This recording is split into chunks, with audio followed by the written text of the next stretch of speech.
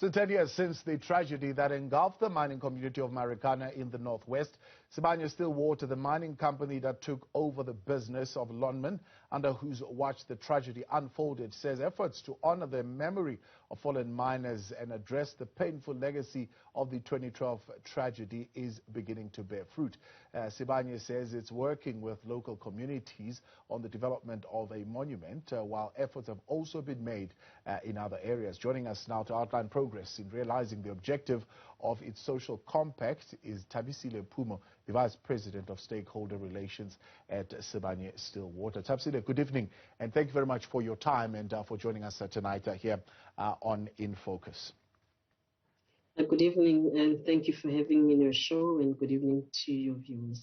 10 years on, for yourself, having acquired the business in 2019, so 7 years after you've come in, the question is being asked whether the present realities are vastly different from the past. If you ask, for example, AMCU, and you're hearing there from that speech, but if you also ask some of those that we have been speaking to in this 10th year anniversary, they feel that their needs are being addressed in a piecemeal fashion, often after violent encounters. Others would tell you that Sibanye is a new and improved Lonmin. They argue often that what local residents are calling for in terms of what they expect from you engage them in programs that only want them to be yes and no people and no questions asked. How true are these claims that are being put towards you and the criticism leveled at your company? No, thank you for that. And maybe let me start with the question where you're asking what has changed. I think what has changed with us as Sibanye since we arrived in 2019, particularly because this day is about the families who lost their loved ones, is we embarked on a process of ensuring that the voices of the families are heard. We've listened to them to this extent. As I'm speaking to you, families have set up task teams, including the children of the deceased, to deal with some of the legacy issues that affect them as they directly impacted people by the tragedy. The second aspect you talk about is around socioeconomic development. You will recall that when we took over Lonmin, we had the commitment of taking over the social and labor plan programs, food stewards, something which we did, but in collaboration with the Community Engagement Forum, which comprises traditional leaders, ward councillors, and local government. Since we took over, I can assure you and the members of the public that we have fast-tracked the delivery of the social and labor plan. Obviously, you've got to discount 2020 due to COVID. We have built clinics, we have built schools, we have built roads. You would appreciate, though, that the role of social services belongs to government. So together with other mining companies in the area, because Sibanye is not the only company, we are working in collaboration with government to ensure that we improve the living conditions of the communities in and around Marikana. So in terms of the allegations of people wanting yes or no, it would be important that those people, because we've got a complaints and grievance system, that they raise those directly with us. But in as far as engagement with their leadership, some of the other structures that exist in the area, yes, we've had some challenges, but we are making progress in terms of being inclusive as an organization in terms of how we deliver our socio-economic development programs, including job creation. Yeah, your approach then to the Marikana Renewal Program is emphasizing a concept that is called Letsema, a process of inclusive decision making. And in one of your meetings that you met around May, I think, it's when this issue of a memorial park, which still remains a big issue clearly for the mining community there, was raised. How far are you from implementation, shall I say, of that promise that has been made around the memorial park? Thank you for that question. So there were two outstanding issues in as far as implementing the memorial park is concerned. The first one was seeking approval from the landowners, which we successfully obtained. The second one was consultation. So in the event that you mentioned in May, the families decided to form a task team. And as I'm speaking to you, the task team has had several meetings. So it is working with technical experts to expedite the plans. They have, in principle, all the 44 families accepted to be represented at the memorial that will be in the copy. And as Sibanye Stillwater, we've committed to fund the construction of the memorial. So it's now a matter of the families and the architects and the designers finding each other. And once those plans are finalized and ready for implementation, we will take that process forward. It was important that we don't impose a structure, but we engage with the families. And we actually went further to go meet families in Lesotho, in the Eastern Cape, to just get a sense that when you begin to construct something that is significant, you need to make sure that they, as the affected people, are properly represented, but they also accept that that is something they would want to see in the honor of the deceased, who are their family members. Yeah.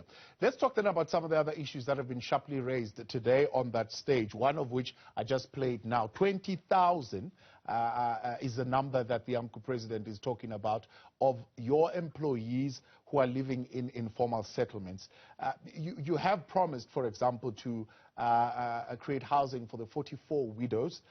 In fact, I believe there are still 8 houses that remain to be built because of various reasons, which I'm sure you will articulate.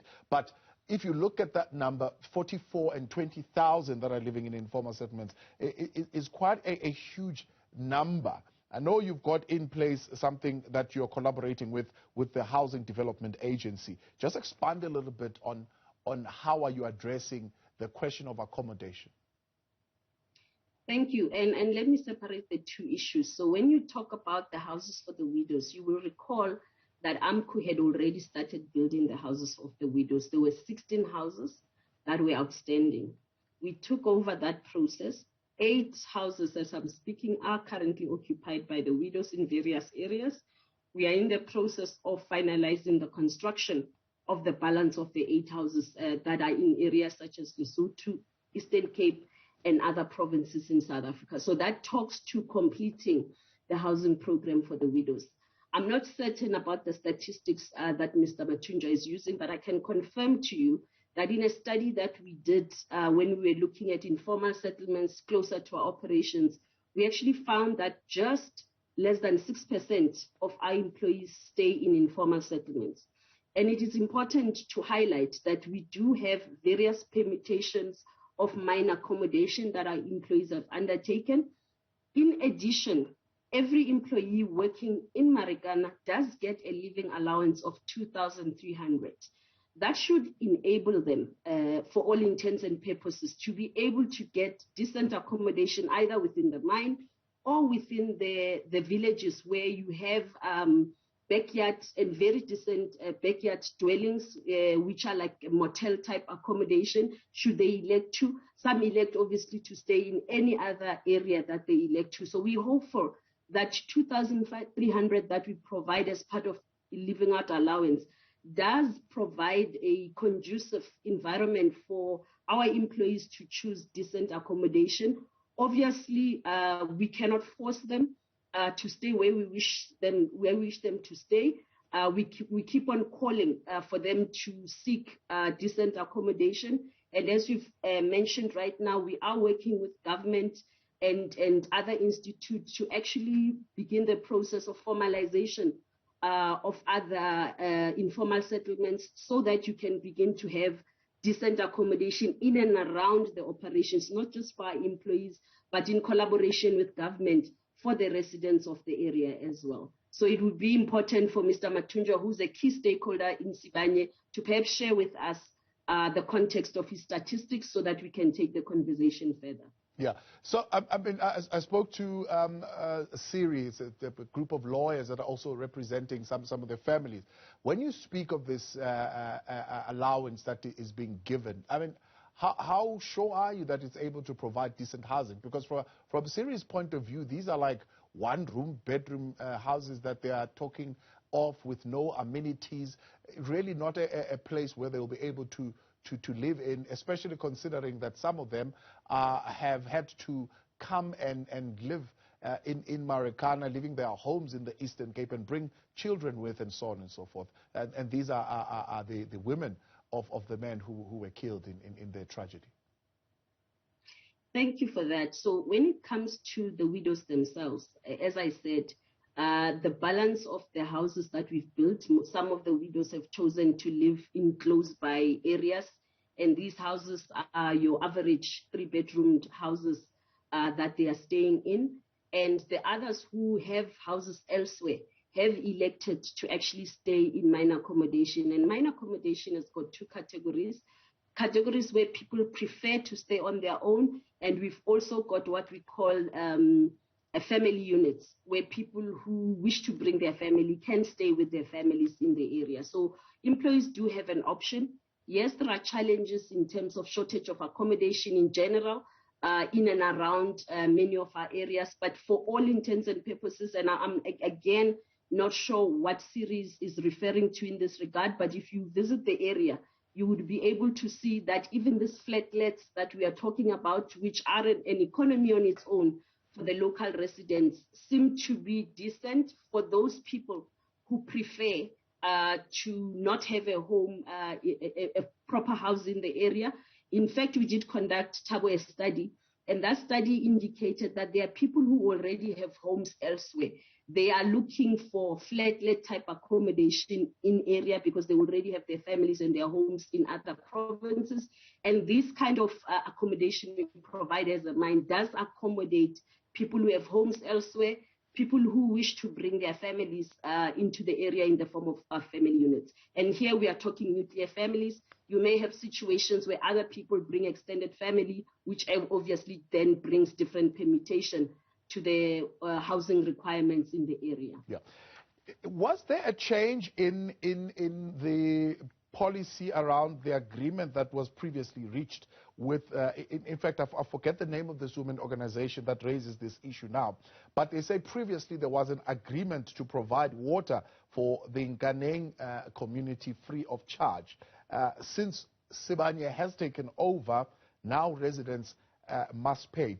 Was there a change? I'm not familiar with that policy where they talk about an agreement that we found which we have changed. I think it's important to highlight the issue of provision of services by government for informal settlement. So for all intents and purposes, the responsibility of providing services in any settlement is the ambit of government. However, as the mine, we have contributed through our social labor plans, CSI programs, to ameliorating and supporting government in the provision of services. So it would be useful for us to have an offline with that, but we'll obviously take it up with the local municipality in the area and to make sure that we can have an understanding of what has happened in that regard. Yeah, so let's talk then about that SLP, those SLP projects. Implementation of stormwater management is one area, refurbishment of road infrastructure. I mean, as early as today, journalists driving up to their gathering today were complaining of bad roads that seemingly have not been maintained. How well have these SLP projects been working? Thank you for that. So the road they would have driven to is the road through an informal settlement that is not yet formalized. So you would then know that in terms of how the system works, it's only once a settlement is formalized that proper infrastructure can be put in place. So beyond the Kopi area, there are many villages in and around Bapong, such as Sofailane and many others, where we've constructed clinics, we've constructed roads. And as I indicated earlier, there is a process of formalization of Nganeng and Vernerkop that has been undertaken. Once the process of formalization commences, it also then triggers the issue of ensuring that proper facilities and services are installed by government. And as the mines, we will then begin to support that process as well. Yeah. So by process of formalization, what do you mean? You're waiting for government to bring in the bulk services? So when you will recall that some of the land in which the informal settlement just across the Kopi is settled is actually belongs to another authority. so a local authority. So part of what needed to happen is because the people informally, or rather at the time, had occupied that land without getting the proper authorization from the landowners, a process of formalization will then include those authorizations and what we call a formalization process called township establishment. Once a township has been declared to be proclaimed as a township, only then do you then begin to put all the services that you have seen in and around the other townships around Bapung. So that process has actually commenced. We are a key partner to that process. The Department of Human Settlements, the Madibeng local municipality is part of that process, and we are hopeful that as it progresses, we will be able to see some changes. We as a company are also beginning a process of what we call improvement of various aspects such as pathways and roads in the area as well. So I'm hopeful that by December, beginning of early next year, you will also see the change in the facade of the Vonerkop Nkaning area, because we have now permission to begin to make some of those changes. Yeah. A big call is around the collective resistance as far as the wage gap is concerned. And there is a sense that Sibanye is individualizing and compartmentalizing these issues, dealing particularly maybe with the 44, or dealing particularly with the children of the 44. And you are not broadly looking at the collective call that the community there is raising with you. What are the structures of engagement? Because one of the issues that they've raised is, for example, the dismantling of the chieftaincy structure there, which makes it now difficult for them to know who's in charge and who is striking deals and agreements with Sibanye on behalf of the communities. Yeah, I think it's important to highlight that the renewal has got 3 programs. The first one obviously was looking at the honor program, which is about the families of the affected people, but we've been engaging extensively with various structures. As I said, we have a community engagement structure that was set up. We do work with faith and spiritual leaders. We will do work with NGOs in the area. We also do work with BAPO. So much as there has been a change there, it's important to highlight that we do obviously work with the administrator who works with the various structure of the royal family there to progress some of the issues that we are talking to. Incidentally, I think the community will be pleased to know that the BAPO Community Development Trust has partnered with us to develop, to implement some of the socio-economic programs that I talked to. We partnered with them on bursaries earlier this year. We're partnering with them on an agriculture project, and we are looking to partner with them on many other programs that will uplift the local community. So much as maybe there may be stakeholders who may not have the visibility of some of the engagements that are taking place, we invite them to join the Litsima process because many other stakeholders have joined that process, so that we can have a conversation where we can begin to create a new reality for Marikana. We do note the criticism, we accept it, simply because it's been a long time waiting for them. We only arrived there in 2019. We are trying our best to fast track what we can, but we cannot do it without the collaboration of the stakeholders in and around Marikana, because ultimately it is us doing it with them, not for them. Talking of the economic projects then that you are engaged in, the Marikana K4 PGM project is one that you certainly have highlighted. How far is that project? It's looking at least creating employment for just over 4,000 people? Yes, thank you for that. I mean, we've already started recruitment in the area, and this is testament to our commitment to the development of Marikana, as we had indicated when we arrived, that we will endeavor to create jobs, ensure that the operations are sustainable. As I'm speaking to you, we employ close to 24,000 people in the area. In addition to that, we are beginning to work with various stakeholders to catalyze alternative economic programs in the area of agriculture.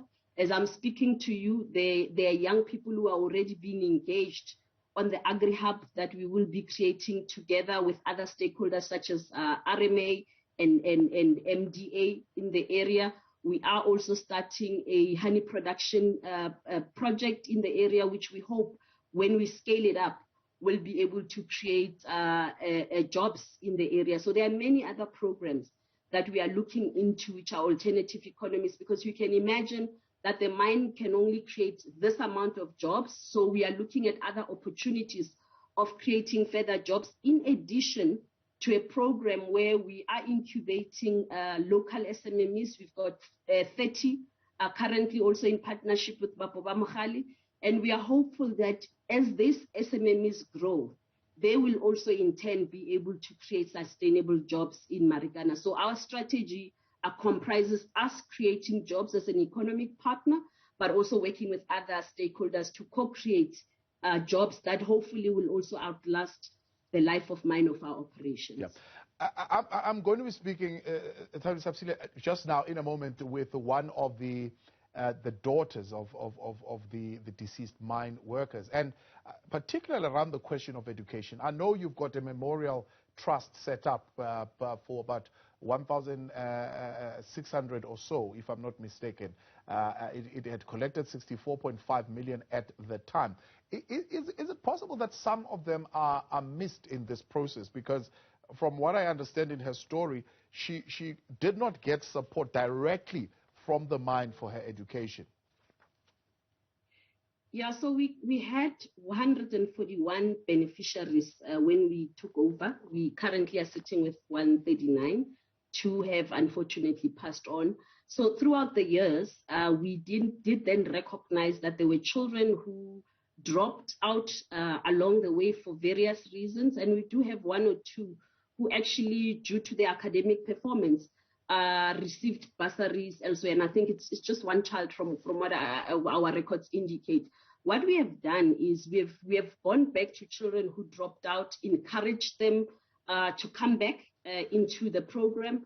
As I'm speaking to you, we've got 8 graduates who are now on our experiential learning program, 1 full-time employed who's also completed his PhD through the 1608 Trust. So it did have its challenges in the past. In fact, we have a task team set out by the beneficiaries of the trust, which are the children themselves, who is going to work with the trust as well as Sibanye to make sure that we improve the conditions of the trust going forward, but we also deal with some of the issues relating to healing and their future.